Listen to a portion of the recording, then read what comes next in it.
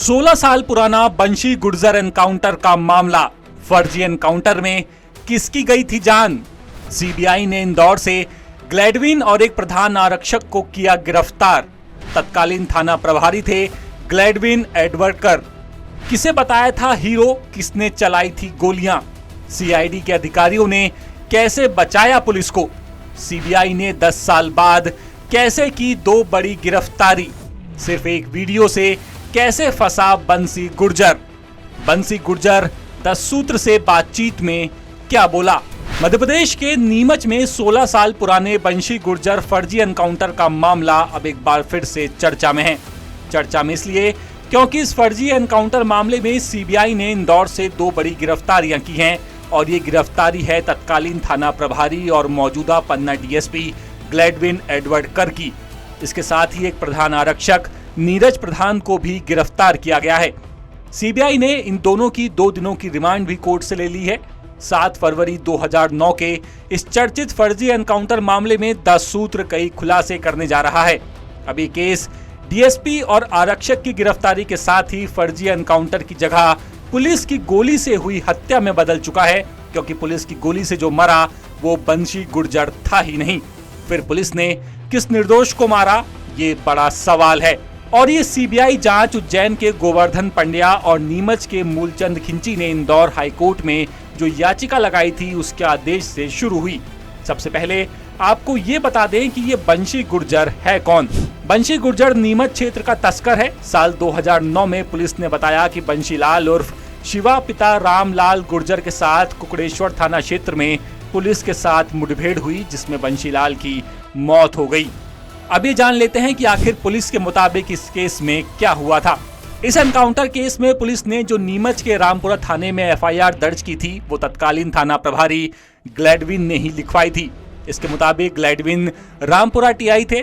Manasa SDOP Anil Patidar थे। 7 फरवरी 2009 को SP Ved Prakash Sharma ने जानकारी दी कि बंशी गुर्जर गांधी सागर में कहीं छिपा हुआ है और रात को अपने घर जा रहा है।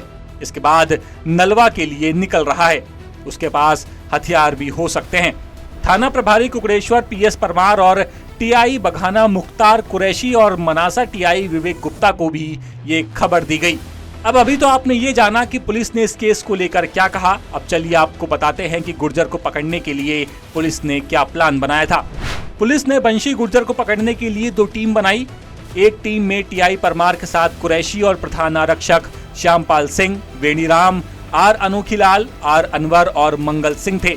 दूसरी टीम में ग्लैडविन, विवेक गुप्ता, अनिल पाटीदार, भगवान सिंह, नीरज प्रधान, फतेह सिंह, दुर्गा शंकर तिवारी, आर मनोवरुद्दीन और कमलेंद्र शामिल थे।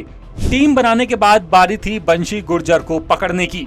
दोनों टीमों ने जगह तय कर प्लानिंग तैयार की। ग्लैडविन ने जो एफआईआर लिखवाई उसमें लिखा है कि हमारी टीम एक बाइक की जांच कर रही थी, तभी पहली टीम के लोगों की आवाज आई, गुर्जर सरेंडर कर दो। उनकी बात सुनकर हमने बाइक वालों को देखा और आवाज लगाई, सरेंडर कर दो। तभी उसने 2 फायर किए, एक मेरी बाजू पर और गुप्ता को लगी। आगे लिखा कि मैंने और गुप्ता ने जान की परवाह न करते हुए गोली चलाई। वहीं मनासा एसडीओ पाटीदार ने भी गोली चलाई, जिससे वो गिर गया। उसके बाद डायरी और दूसरे कागज थे, इसमें बंशी गुर्जर नाम लिखा था। वो घायल था, उसे रामपुरा अस्पताल ले गए। अब ये तो था पुलिस ने इस एनकाउंटर को कैसे किया। अब चलिए आपको बताते हैं कि अब जाकर कैसे पता चला कि बंशी गुर्जर जिंदा है। गुर्जर का एक साथी घनश्याम कुछ दिनों बाद सड़क एक्सीडेंट में मारा गया। इसका केस भी दर्ज हुआ है, लेकिन एक मुखबिर की सूचना पर पुलिस को पता चला कि घनश्याम तो जिंदा है और उज्जैन जेल में बंद है। इस पर पुलिस ने पूछताछ की तो पता चला कि गुर्जर ने ही उसे बताया था कि मरने की नौटंकी करो, सारे केस खत्म हो जाएंगे। घनश्याम के पास जो मोबाइल था उसमें एक वीडियो मिला, जिसमें एक कार्यक्रम में बंशी नाचते हुए दिखाई दे रहा है। इस खुलासे के बाद पुलिस भी चौंक गई। जानकारी निकलवाई गई और आईजी उज्जैन उपेंद्र जैन ने टीम बनाकर बंशी गुर्जर को पकड़ लिया।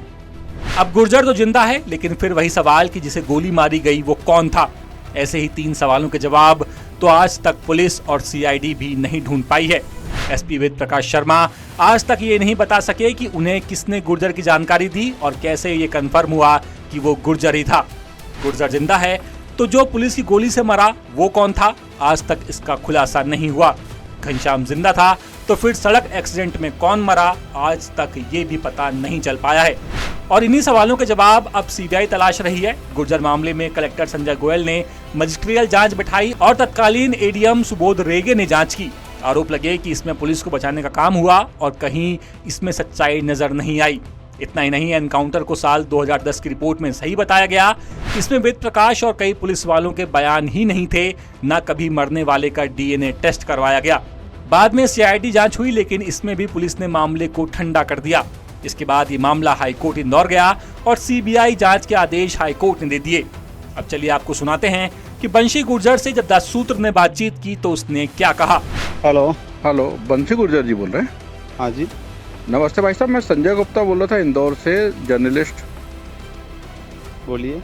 बंशी भैया, एक इशू हुआ था, आपको पता ही होगा, ध्यान में होगा, जो आपका फर्जी एक इनकाउंटर वगैरह शो कर दिया था पुलिस ने, उसमें गिरफ्तारी भी हो गई कल इंदौर में सीबीआई से। तो हाँ, हाँ। तो इसमें ये क्या लगता है, इन्होंने क्या किया? मतलब ये किसी की हत्या करी, क्या किया? मतलब आपको इस बारे में कोई जानकारी, कुछ आप बताना चाहें? मैं तो ऑलरेडी फरारी में था, मेरे को तो इस बारे में कोई जानकारी भी नहीं है। इसमें मेरे को 2-4 बार मैंने पीआर लगे थे, मैंने जो जानकारी थी बता दी थी। अच्छा, तो आपने भी बयान दे दिए हैं क्या सीबीआई वगैरह को? दे दिए सर। तो आपने क्या बताया, कुछ बता, अगर आप बता सकते हो? जो मेरे को जानकारी थी सर, मैंने बता दिया था। ओके। पुलिस का मतलब कहीं ना कहीं दबाव था पुलिस का कि मतलब या तो आप सरेंडर कर दे, नहीं तो कोई ना कोई इनकाउंटर मतलब करने की तैयारी तो थी, मतलब कुल मिला के। हाँ, वो तो मैंने सरेंडर कर दिया सर। आपने सरेंडर, अभी आप शायद 1 आध साल पहले ही जमानत पे बाहर आ गए ना? हाँ सर। ओके, तो अभी आप नीमच में ही रह रहे हैं बंशी भैया? हाँ, नीमच में। और शायद मैंने सुना कि अब आप मतलब सब चीज़ें छोड़ के आप एक नॉर्मल रूटीन लाइफ। हाँ सर, मैं खेती करता हूँ, घर पे रहता हूँ।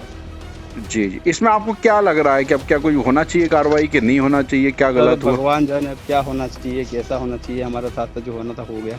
जी भैया, मृतक की कभी पहचान हुई क्या? वो आखिर कौन था जिसको 3 गोली लगी थी, जिसका एनकाउंटर बताया गया था? सर, उसका मेरे को नॉलेज में था ही नहीं। यहाँ जब मैं फरारी में था तो ऑलरेडी आई थे, राजस्थान रहता था। हाँ। तब पता क्या हुआ, कैसे हुआ। तो नहीं, सीबीआई ने कभी जो आपसे बयान लेने बुलाए थे तो आपको कभी कुछ बताया हो कि कौन है? क्योंकि अब तो हत्या का केस चलेगा ना, अभी बात इनकाउंटर की नहीं रही। हाँ, अब तो हत्या का केस है, क्योंकि वो तो गोली लगी तो किसी को तो मारा है ना इन्होंने, पुलिस वालों ने। हाँ, तो सर वो तो उनकी जानकारी में है कैसा क्या है। ओके, आपके बयान भैया कब हुए थे? 3-4 महीने पहले कि कब?